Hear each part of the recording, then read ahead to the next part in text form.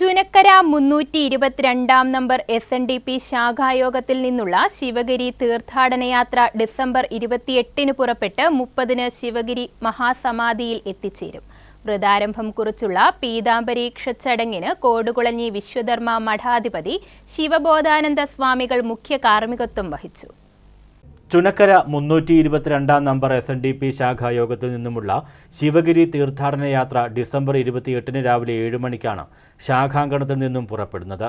30-ന് ശിവഗിരി മഹാസമാധിയിൽ എത്തിച്ചേരും.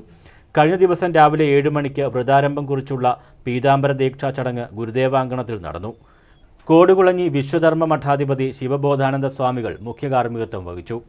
കോടി വസ്ത്രങ്ങളൊന്നും വാങ്ങിക്കേണ്ട ആവശ്യമില്ല എന്നാണ് തൃപ്പാദങ്ങൾ കൽപ്പിച്ചിട്ടുള്ളത്. ഉള്ള വസ്ത്രം തന്നെ മഞ്ഞളിൽ മുക്കി ഉടുത്തുകൊണ്ട് പോയാൽ മതി. തിരിച്ചു വരുമ്പോൾ അലക്കി അത് വെളുപ്പിച്ചെടുക്കാമല്ലോ. അപ്പോൾ മഞ്ഞ വസ്ത്രം എന്ന് ഗുരുദേവൻ പറഞ്ഞത് മഞ്ഞളിൽ മുക്കിയ വസ്ത്രമാണ്.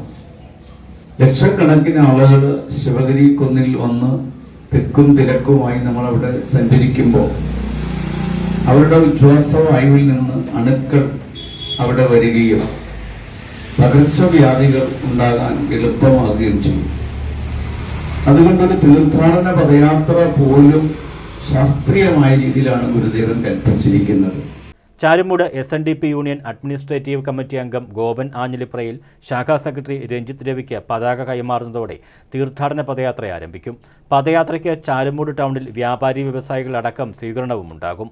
ശാഖാ പ്രസിഡന്റ് വിജയൻ വിശാലയം, ശാഖാ ചുമതലക്കാർ, വിവിധ ശാഖാ ഭാരവാഹികൾ തുടങ്ങിയവർ ചടങ്ങിൽ പങ്കെടുത്തു. News bureau, Charummood.